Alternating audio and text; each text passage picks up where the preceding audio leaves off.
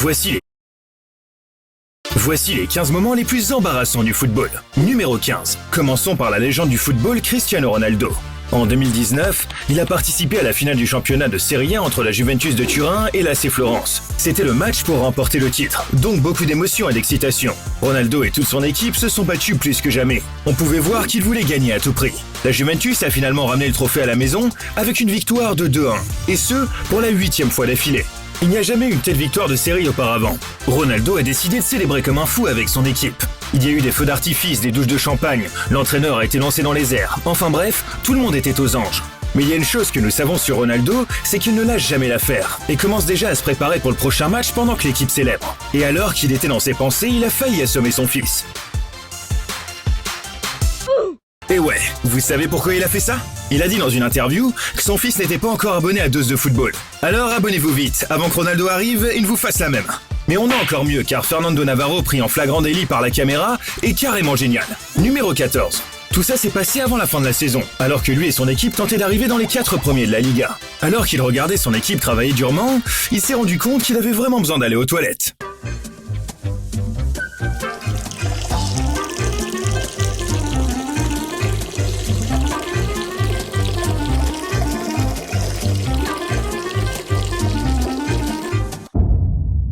Bon, ça avait l'air vraiment urgent. En tout cas, on peut dire que c'est un super coéquipier pour ne pas vouloir manquer une seule seconde du match. Numéro 13. Les deux équipes se sont battues avec détermination pour la victoire. Mais pour Leonardo, une chose était sûre, il devait gagner.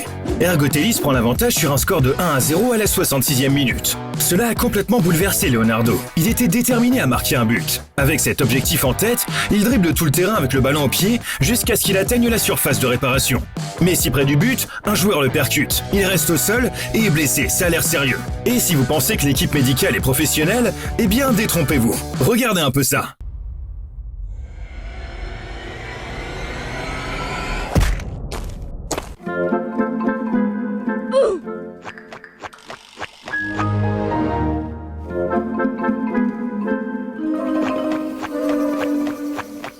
Sérieusement, comment des mecs comme ça ont pu être embauchés? Numéro 12.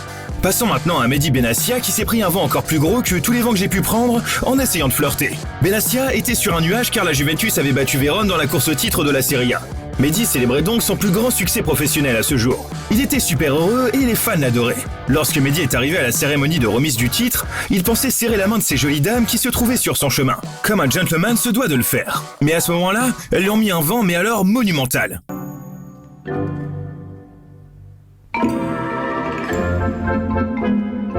Bon, c'était malaisant, mais en même temps, ça ne l'a pas gêné plus que ça vu ce qu'il avait accompli ce soir-là. Numéro 11. Ici, les choses deviennent assez étranges pour Zlatan Ibrahimovic. Revenons en 2013 lorsque Zlatan jouait avec le PSG contre Nice. À l'époque, le PSG était sur une série de 3 victoires consécutives. Les Niçois savaient qu'ils devaient maîtriser Zlatan d'une manière ou d'une autre, mais qu'ils n'avaient aucune chance.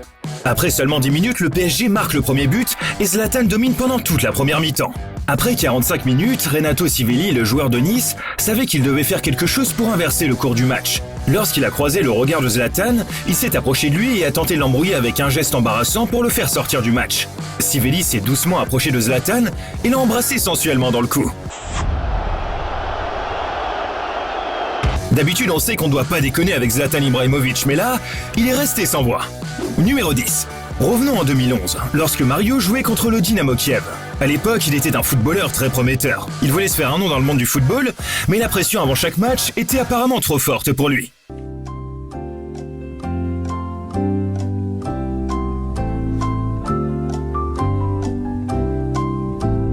Honnêtement, ce type a 12 millions de followers sur Instagram. Il a signé des contrats à des dizaines de millions d'euros et il ne sait même pas comment mettre un maillot tout seul. Ça doit sûrement être le stress. Numéro 9. Mais passons à un moment encore plus embarrassant pour une équipe de Premier League. Revenons en 1996 lorsque Manchester City affronte Liverpool. Man City avait désespérément besoin de cette victoire sous peine d'être relégué. Oui, je sais, ça fait bizarre quand on voit le niveau qu'ils ont maintenant. Mais pendant le match, un supporter adverse avait reçu un appel téléphonique et était censé saboter tout le match. Ce supporter a lancé une rumeur selon laquelle Man City n'avait besoin que d'un match nul pour éviter la relégation en raison d'un match parallèle. Cette rumeur s'est répandue comme une traînée de poudre dans le stade, jusqu'à ce que tout le monde y croie. Y compris le manager de Man City, Alan Ball. Je ne comprends pas comment on a dit à son équipe qu'un match nul suffirait et qu'elle devait jouer prudemment pour éviter les blessures. Et le match était tellement intense et compliqué qu'ils ont décidé de conserver un score de 2 partout et ils ont commencé à célébrer comme s'ils avaient gagné le championnat. Au lieu d'appuyer sur l'accélérateur et d'essayer de mettre un 3e but pour remporter le match, ils ont commencé à jouer défensif. Mais un joueur sur le banc de touche ne semblait pas aussi convaincu. I remember the best thing of that was everyone was on the bench and Niall Quinn went, yeah, I think actually we probably need another goal.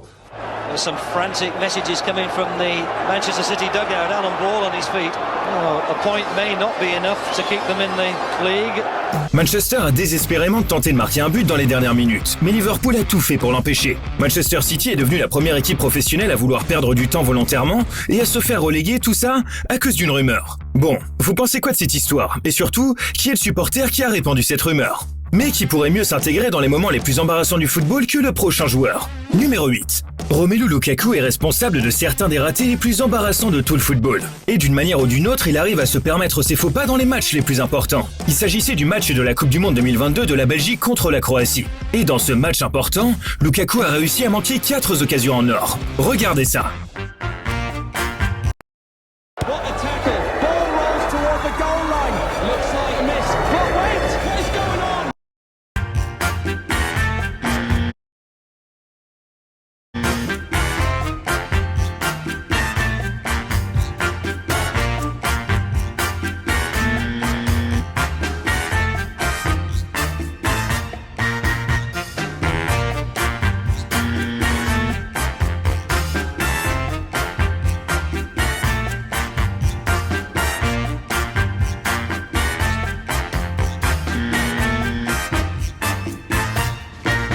Numéro 7. Nous poursuivons avec un footballeur qui connaît actuellement un succès grandissant. Il s'agit d'Erling Haaland. Je peux vous dire une chose, il n'a pas toujours été un si grand joueur. Il a mis du temps à arriver là où il en est.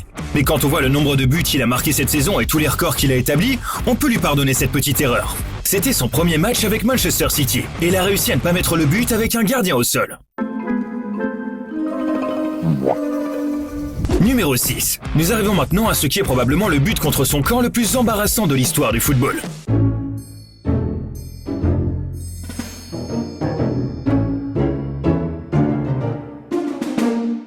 Il a eu 2 occasions d'empêcher le ballon de franchir la ligne, mais comme vous pouvez le voir, il a tout simplement raté son coup à chaque fois. Si vous voulez mon avis, ce gardien de but devrait réfléchir sérieusement à la question de savoir si son métier est vraiment fait pour lui. Numéro 5. Nous poursuivons avec une véritable légende de Liverpool, Steven Gerrard. Cette erreur, dont on en a déjà parlé dans une des vidéos précédentes, a fait perdre toute son équipe. À cause de ça, le joueur de Chelsea arrive comme une fleur, s'empare du ballon et marque tranquillement.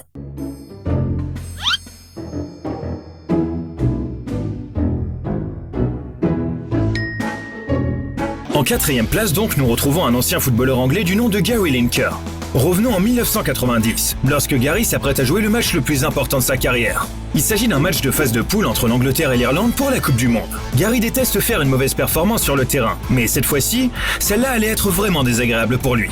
Gary a marqué le but après seulement 8 minutes pour donner l'avantage à son équipe. Malgré cette avance rapide, il n'a pas réussi à maîtriser son excitation et est devenu très nerveux. Et puis, c'est arrivé. À la 70e minute du match, après un dégagement du gardien, la balle arrive sur Gary. Mais au lieu de la réceptionner et de courir vers le but, il la laisse au défenseur irlandais sans même se battre et tombe au sol. On comprendra plus tard qu'il avait des problèmes d'estomac et qu'il avait dû manger quelque chose de pas très frais. Il n'a donc pas pu résister et a commencé à faire ce qu'il devait faire sur le terrain plutôt que d'attendre la fin du match et aller aux toilettes. Good to see you, Gary, and congratulations on the goal. Nice one. But after that, it didn't go. After that, it didn't go so well. Now you came off towards the end. What was the problem? I had a bit of problem with my stomach tonight. I've not been too well in that area for the last few days, and I was getting quite a few bad stomach pains, so they thought it best that I probably changed me, but there's only a few minutes left anyway. Voilà, en tout cas je pense qu'on ne saura jamais si c'est la vérité ou une simple excuse. Numéro 3. On va parler d'un excellent joueur du football anglais, il s'agit de Harry Kane. Je ne pense pas qu'il soit nécessaire de parler de ses nombreux trophées et records car vous les connaissez probablement tous. Mais Harry Kane n'a pas toujours connu que des moments de réussite sur le terrain. Revenons-en au quart de finale de la Coupe du Monde contre la France, et je pense que vous vous en souvenez. Kane avait l'occasion de donner l'avantage à son équipe sur un penalty, et c'est alors que cela s'est produit.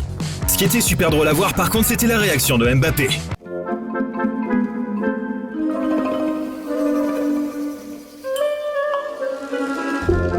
Tu dois être tellement content quand quelqu'un loupe un penalty aussi important. Numéro 2. Passons maintenant à un joueur de football allemand qui joue pour le Borussia Dortmund. Et nous parlons bien de Julian Brandt. Ce qu'il fait dans ce jeu est vraiment très bizarre. Julian Brandt s'est tout simplement figé pendant un moment. Il semblait avoir oublié qu'il était en plein match, comme si un joueur de FIFA était en train de bugger. Ou alors le type qu'il contrôlait n'avait plus de piles dans sa manette. Numéro 1. Dans notre numéro 1, nous vous présentons un moment du football qui a été tellement embarrassant que le joueur a carrément arrêté de jouer au foot et a tout simplement disparu. Il s'agit de l'attaquant qatari Fahad Khalfan. Si vous n'avez jamais entendu parler de lui dans le football, c'est normal, et ce n'est pas grave. Revenons en 2010 pour cette histoire. Les Jeux asiatiques approchaient et notre Fahad était très excité. C'était seulement son deuxième match avec le Qatar et il n'avait jamais affronté l'Ouzbékistan auparavant. Fahad voulait donc faire ses preuves tout de suite et faire une bonne première impression. À la 90e minute du match, il a eu l'occasion de le faire. D'autres joueurs ne peuvent que rêver d'une telle opportunité. Mais Fahad a raté cette chance inespérée et a manqué. Bon d'accord, que puis-je dire? Je n'aurais probablement pas fait mieux à ce moment-là. En attendant, la vidéo du fail a tourné partout sur internet. Et c'est devenu tellement gros qu'il a décidé d'arrêter complètement le football.